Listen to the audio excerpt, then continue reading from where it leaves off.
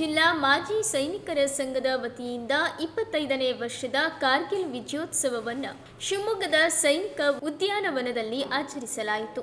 ಈ ಕಾರ್ಯಕ್ರಮದಲ್ಲಿ ಹುತಾತ್ಮರ ಸ್ಮಾರಕಕ್ಕೆ ಪುಷ್ಪಾಂಜಲಿ ಅರ್ಪಿಸುವ ಮೂಲಕ ಗೌರವ ನಮನ ಸಮರ್ಪಿಸಲಾಯಿತು. ಕಾರ್ಯಕ್ರಮದಲ್ಲಿ ಜಿಲ್ಲಾಧಿಕಾರಿ ಗುರುದತ್ ಹೆಗಡೆ, ಜಿಲ್ಲಾ ರಕ್ಷಣಾಧಿಕಾರಿ ಜಿಕೆ ಮಿಥುನ್ ಕುಮಾರ್, ಶಿವಮೊಗ್ಗ ಜಿಲ್ಲಾ ಪೊಲೀಸ್ ಅಧೀಕ್ಷಕರು ಸೇರಿದಂತೆ ಮಹಾನಗರ ಪಾಲಿಕೆ ಆಯುಕ್ತರು, ಕರ್ನಲ್ ಮಾಣಿಕ್ ಪಟಾಣಿಯಾ, ಕಮಾಂಡಿಂಗ್ ಆಫೀಸರ್ ಸೇರಿದಂತೆ ಸೈನಿಕ ಕಲ್ಯಾಣ ಮತ್ತು ಪುನರ್ವಸತಿ ಇಲಾಖೆಯ ಅಧಿಕಾರಿಗಳು ಭಾಗವಹಿಸಿದ್ದರು.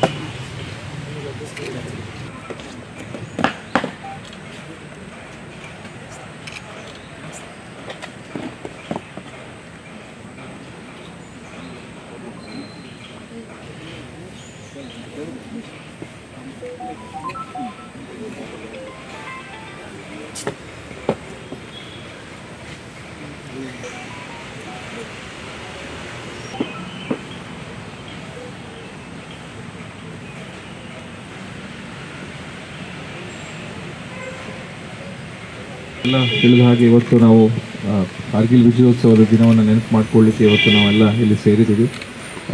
ಶಿವಮೊಗ್ಗದಲ್ಲಿ ಸಾಕಷ್ಟು ಸಂಖ್ಯೆಯಲ್ಲಿ ನಾವು ಈಗ ಸರ್ವಿಂಗ್ ಇರ್ಬೋದು, ಆರ್ಮಿ ಪರ್ಸನಲ್ ಅಥವಾ ರಿಟೈರ್ಡ್ ಪರ್ಸನಲ್ ಸಹಿತ ನಾವು ಇಂಟ್ರ್ಯಾಕ್ಟ್ ಮಾಡ್ತಾ ಇರ್ತೀವಿ. ಈ ದಿನ ಏನಿದೆ, ನಾವು ಮುಖ್ಯವಾಗಿ ವಿಜಯೋತ್ಸವನ ನೆನಪಿಸ್ಕೊಳ್ಳೋದ್ರ ಜೊತೆಗೆ ನಮ್ಮ ಹುತಾತ್ಮರಿಗೆ ಗೌರವವನ್ನು ನೀಡೋದು ಒಂದು ಮುಖ್ಯ ಉದ್ದೇಶವಾಗಿದೆ. ಅವರು ಅಗಲಿದರೂ ಸಹಿತ ಅವರ ಏನು ಒಂದು ವೀರಮರಣ ಇದೆ, ಅದು ಅವರ ಕುಟುಂಬಗಳಿಗೆ ಒಂದು ತುಂಬಲಾರದ ನಷ್ಟ. ಆದರೂ ಸಹಿತ ಮುಂದಿನ ಪೀಳಿಗೆಗೆ ಅವರೆಲ್ಲರೂ ಒಂದು ಪ್ರೇರಣೆ. ನಮ್ಮ ಯುವಜನಾಂಗ ಮತ್ತು ಮುಂದೆ ಬರುವ ಯುವಜನಾಂಗಕ್ಕೆ ಅವರು ಯಾವಾಗಲೂ ಪ್ರೇರಣೆ ಆಗ್ತಾರೆ. ಅವರ ಏನು ಒಂದು ಬಲಿದಾನ ಇದೆ ನಮ್ಮ ರಾಷ್ಟ್ರಕ್ಕೆ, ಯಾವಾಗಲೂ ಅದೊಂದು ಅತ್ಯುತ್ತಮವಾದಂಥ ಅತಿ ಶ್ರೇಷ್ಠವಾದ ಕೊಡುಗೆ ಆಗಿರ್ತದೆ ಅನ್ನೋದನ್ನು ನಾವು ನೆನಪಿಟ್ಕೊಳ್ತಿದ್ದೀವಿ. ಎಲ್ಲರಿಗೂ ಸಹಿತ ವಿಜಯೋತ್ಸವದ ಒಂದು ಅಭಿನಂದನೆ ಹೇಳ್ತಾ ಹಾಗೂ ಇನ್ನೊಮ್ಮೆ ನನ್ನ ಗೌರವವನ್ನು ಸೂಚಿಸ್ತಾ ನನ್ನ ಮಾತನ್ನು ಮುಗಿಸ್ತೀನಿ. ಇದೊಂದು ನಮ್ಮ ದೇಶದ ಒಂದು ಹಿಸ್ಟ್ರಿನಲ್ಲಿ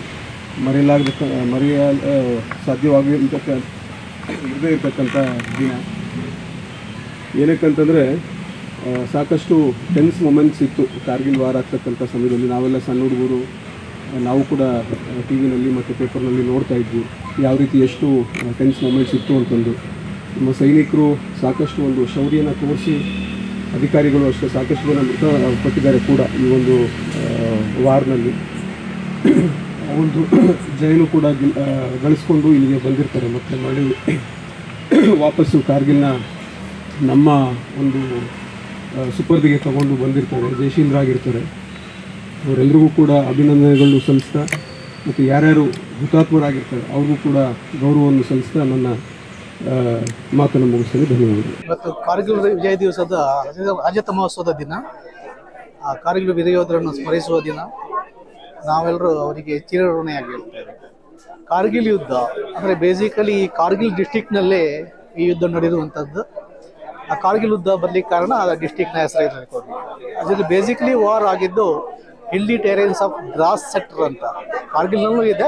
Dras sector is the major. ಈ ಟೈಗರ್ ಹಿಲ್ ಇದೆಲ್ಲ ಇರೋದೆಲ್ಲ ದ್ರಾಸ್ ಸೆಕ್ಟರ್ನಲ್ಲಿ. ಇದರ ಬ್ಯಾಕ್ಗ್ರೌಂಡ್ ಏನಂದರೆ, ಮೊದಲು ಸಮ್ಮರ್ ಸೀಸನ್ನಲ್ಲಿ ಅಲ್ಲಿ ಟ್ರೂಪ್ಸ್ ಪೆಟ್ರೋಲಿಂಗ್ ಡ್ಯೂಟೀಸ್ ಎಲ್ಲ ಮಾಡ್ತಿದ್ರು ಇಂಟರ್ನ್ಯಾಷನಲ್ ಲೈನ್ ಆಫ್ ಕಂಟ್ರೋಲ್ನಲ್ಲಿ.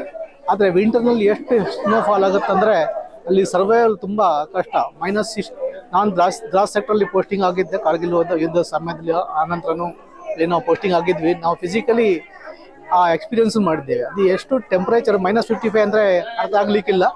ಉದಾಹರಣೆಗೆ ಅಲ್ಲಿ 2 ಐರನ್ ರಾಡನ್ನು ಒಟ್ಟಿಗೆ ಇಟ್ಟರೆ ಆ ಮೈನಸ್ ಟೆಂಪ್ರೇಚರಲ್ಲಿ ಆ ಐರನ್ ರಾಡ್ ಮೆಲ್ಟ್ ಆಗಿ ವೆಲ್ಡಿಂಗ್ ಆಗ್ತದೆ. ನಾವೆಲ್ಲ ಕೇಳಿದ್ದೀವಿ ಬಿಸಿ ಆದರೆ ಮಾತ್ರ ವೆಲ್ಡಿಂಗ್ ಆಗೋದು ಅಂತ. ಮೈನಸ್ ಟೆಂಪ್ರೇಚರ್ಲಿ ಕೋಲ್ಡಲ್ಲೂ ಸಹ ಐರನ್ ರಾಡ್ ವೆಲ್ಡಿಂಗ್ ಆಗುತ್ತೆ. ಅಂದರೆ ಬೈ ಮಿಸ್ಟೇಕ್ ಒಬ್ಬರು ಕೈಯಲ್ಲಿ ಕಬ್ಬಿಣವನ್ನು ಹಿಡಿದ್ರೆ ಆ ಕೈಯ ಸ್ಕಿನ್ ಎಲ್ಲ ಕಬ್ಬಿಣದಲ್ಲಿ ಅಂಟ್ಕೊಂಡು ಬಿಡುತ್ತೆ. ಅಂಥ ಸಿಚುವೇಶನ್ನಲ್ಲೇ ನಮ್ಮ ಕಾರ್ಗಿಲ್ ಯೋಧರು ಯುದ್ಧ ಮಾಡಿದ್ದಾರೆ. ಅದರ ಬ್ಯಾಕ್ಗ್ರೌಂಡ್ ಏನಂದರೆ, ಇಂಥ ಸಿಚುವೇಶನ್ನಲ್ಲಿ ಟ್ರೂಪ್ ಡಿಪ್ಲಾಯ್ ಮಾಡೋದು ತುಂಬ ಕಷ್ಟ. ಪಾಕಿಸ್ತಾನದವರು ಇದನ್ನು ಯುಟಿಲೈಸ್ ಮಾಡಿಕೊಂಡ್ರು. ಅವರು ವಿಂಟರ್ ಸ್ಟಾರ್ಟ್ ಆಗೋ ಮೊದಲೇ ಎಲ್ಲ ನಮ್ಮ ಹಿಲ್ಲಿ ಟೆರೈನಲ್ಲಿ ಇಂಡಿಯನ್ ಪೋಸ್ಟ್ ಏನೆಲ್ಲಿದೆಯೋ ಅದನ್ನೆಲ್ಲ ಆಕ್ಯುಪೈ ಮಾಡಿದರು. ಆಮೇಲೆ ವಿಂಟರ್ ಸ್ವಲ್ಪ ಕಡಿಮೆ ಆಗ್ತಿದ್ದಾಗೆ ಪೆಟ್ರೋಲಿಂಗ್ ಡ್ಯೂಟಿ ಸ್ಟಾರ್ಟ್ ಆದಾಗ ಈ ಕುರಿ ಮೇಯಿಸುವ ಕುರುಬರೆಲ್ಲ ಇದ್ದಾರಲ್ಲ, ಅವರೆಲ್ಲ ಸ್ವಲ್ಪ ಇಂಡಿಕೇಶನ್ ಕೊಟ್ಟರು ಅಲ್ಲಿ ಪಾಕಿಸ್ತಾನ ಟ್ರೂಪ್ಸ್ ಅವರು ಡಿಪ್ಲಾಯ್ ಆಗಿದ್ದಾರೆ ಅಂತ. ಈ ರೀತಿ ಬಿಟ್ರಲ್ಲಿಂದಾಗಿ ಕಾರ್ಗಿಲ್ ವಾರ್ನ ಮೇನ್ ಕಾರಣ. ಅಂದರೆ ಕಂಪ್ಲೀಟ್ 200 ಕಿಲೋಮೀಟರ್ವರೆಗೆ ತುಂಬ ಹಿಲ್ಲಿ ಟೆರೈನೇ ಇರೋದು. ಆ ಟೆರೈನಲ್ಲಿ ಅವ್ರಿಗೇನು ಪ್ಲಸ್ ಪಾಯಿಂಟ್ ಅಂದರೆ ಟಾಪಲ್ಲಿ ಅವರು ಡಿಪ್ಲಾಯ್ ಆಗಿದ್ದರು. ಅಲ್ಲಿ ನಮಗೆ ಇಂಡಿಯನ್ ಸೋಲ್ಜರ್ಸಿಗೆ ಆ ಮೈನಸ್ ಟೆಂಪ್ರೇಚರಲ್ಲಿ ಆ without snow boat, without proper weapon ಆ ಯುದ್ಧ ಮಾಡೋದಂದ್ರೆ ತುಂಬ ಕಷ್ಟದ ವಿಷಯವಾಗಿತ್ತು. ಅವ್ರು ಮೇಲಿಂದ ಕೂತ್ಕೊಂಡು ಎಂಜಾಯ್ ಮಾಡ್ತಿದ್ರು. ಮೇಲಿಂದ ಒಂದು ಕಲ್ಲು ಎಸೆದ್ರು ಸಹ ಕೆಳಗಿಂದ ಮೇಲೆ ಹತ್ತ ಇರುವವರಿಗೆ ಯುದ್ಧ ಮಾಡೋದು ತುಂಬ ಕಷ್ಟ ಸಿಚುವೇಶನ್ ಇತ್ತು. ಒಂದು ಕ್ಯಾಜುಯಾಲಿಟಿ ರೇಟು 1:20 ಅಂತ ಹೇಳ್ಬೋದು. ಆ ಹಿಲ್ಲಿ ಟೆರೈನಲ್ಲಿ ಒಬ್ಬ ಯೋಧ ಕೂತ್ಕೊಂಡಿದ್ರೆ ಅವನನ್ನು ಸೈಲೆಂಟ್ ಮಾಡಬೇಕಾದ್ರೆ ಅಟ್ಲೀಸ್ಟ್ 20 ಯೋಧರು ಡಿಪ್ಲಾಯ್ ಮಾಡಬೇಕಾಗತ್ತೆ. ಅಂಥ ಸಿಚುವೇಶನ್ ಫೈಟ್ ಮಾಡಿದ್ದಾರೆ. ಕಾರ್ಗಿಲ್ ಕೋರ್ಸ್ ತುಂಬ ಚೆನ್ನಾಗಿ ಕೋರ್ಸ್ ಇದೆ. ಕ್ಯಾಪ್ಟನ್ ವಿಕ್ರಮ್ ಬತ್ರಾ ಅವರದ್ದು, ಪಾಂಡೆ ಅವರದ್ದು ಆ ಕೋರ್ಸ್ ಎಲ್ಲ ನಿಜವಾಗಿ ಮಕ್ಕಳಿಗೆ ಕಳಿಸಿ ಅವರು ಓದಲಿ, ಅದರ ಅರ್ಥ ಏನಂತ ಅವ್ರು ತಿಳಿದುಕೊಳ್ಳಿ. ಆ ಲೈಫ್ ಟೈಮಲ್ಲಿ ಒಮ್ಮೆ ಆದರೂ ಕಾರ್ಗಿಲ್ ಮೆಮೋರಿಯಲ್ಗೆ ವಿಸಿಟ್ ಮಾಡಿ ಅಂತ ಹೇಳ್ತೇನೆ. Thank you. ಜೈ ಹಿಂದ್.